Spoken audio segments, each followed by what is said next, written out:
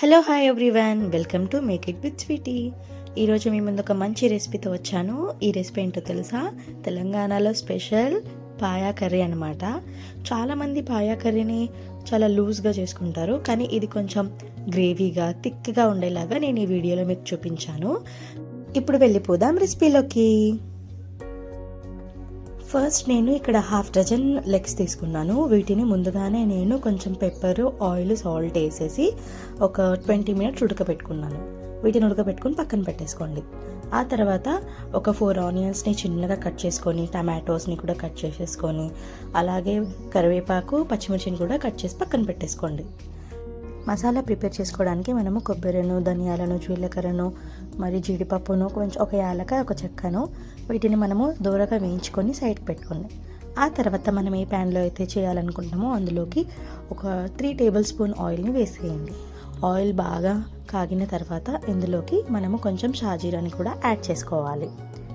షాజీరా యాడ్ చేసుకున్న తర్వాత మనం ఇందాక కట్ చేసి పెట్టుకున్న ఆనియన్స్ని కూడా ఇందులోకి వేసేయాలన్నమాట. ఆనియన్స్ వేసిన తర్వాత వీటిని ఆనియన్స్తో పాటు పచ్చిమిర్చి కూడా యాడ్ చేసేసుకొని వీటిని గోల్డెన్ బ్రౌన్ వచ్చే వరకు కొంచెం వేయించుకోవాలి. టైం పడుతుంది, కానీ గోల్డెన్ బ్రౌన్ వచ్చేంత వరకు వేయించుకున్న తర్వాత ఇందులోకి మనము ఒక టేబుల్ స్పూన్ అంత అల్లం వెల్లుల్లి పేస్ట్ని కూడా యాడ్ చేసుకోవాలి. అల్లం వెల్లుల్లి పేస్ట్ యాడ్ చేసుకున్న తర్వాత దీన్ని బాగా కలుపుకొని ఇందులోకి మనము ఇందాక కోసి పెట్టుకున్న టమాటాలని కూడా వేసేసుకోవాలి. ఇక్కడ ఏంటంటే ఇది ఎక్కువ అనిపిస్తుంది మీకు గ్రేవీ, కానీ ఇక్కడ మనం ఆల్రెడీ టమాటోస్ని వేసిన తర్వాత ఈ గ్రేవీ అనేది కొంచెం చిక్కబడుతుంది. ఆ గ్రేవీలో హాఫ్ గ్రేవీని మనము ఒక గిన్నెలోకి ట్రాన్స్ఫర్ చేసుకోవాలి.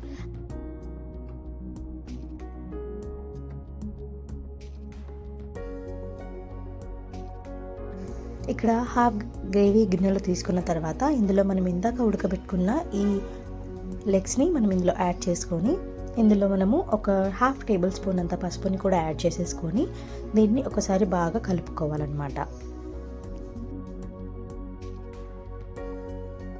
ఇలా నీట్గా కలిపిన తర్వాత మనము మసాలా ప్రిపేర్ చేసుకుందాం. అప్పటి వరకు ఇది స్టవ్ మీద ఇలాగే ఉడుకుతూ ఉంటుంది.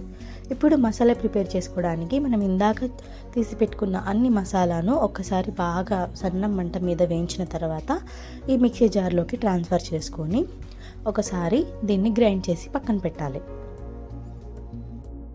ఇలా గ్రైండ్ చేసిన దాంట్లో మనం ఇందాక తీసి పెట్టుకున్న గ్రేవీని కూడా యాడ్ చేసి వీలైతే కొంచెం వాటర్ని కూడా యాడ్ చేసేసుకొని దీన్ని ఒక స్మూత్ పేస్ట్గా చేసేసి మీరు పక్కన పెట్టేసుకోండి.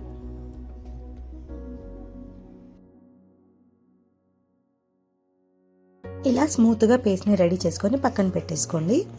ఇప్పుడు మనము ఇందులోకి ఒక 3 టేబుల్ స్పూన్ని కారాన్ని వేసుకోవాలి. కారం మీకు ఇష్టమైన వాళ్ళు ఎక్కువ కూడా వేసుకోవచ్చు.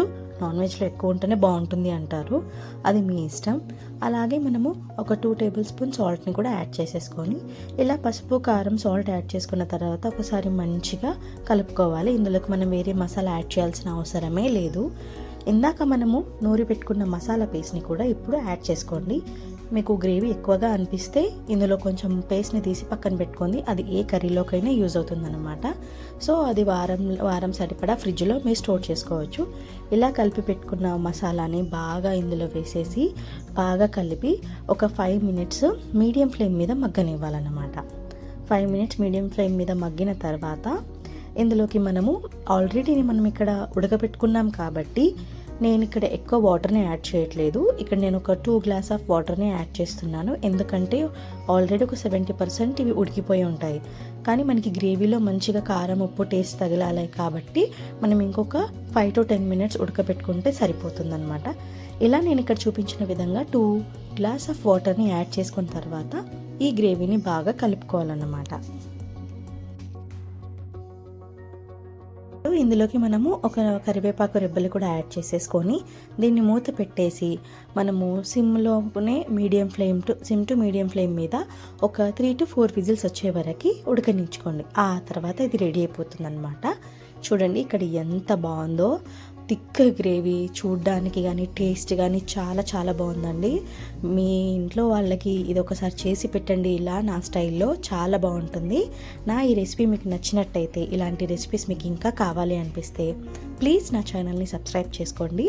అలాగే షేర్ మరియు కామెంట్ కూడా చేయండి. Thanks for watching.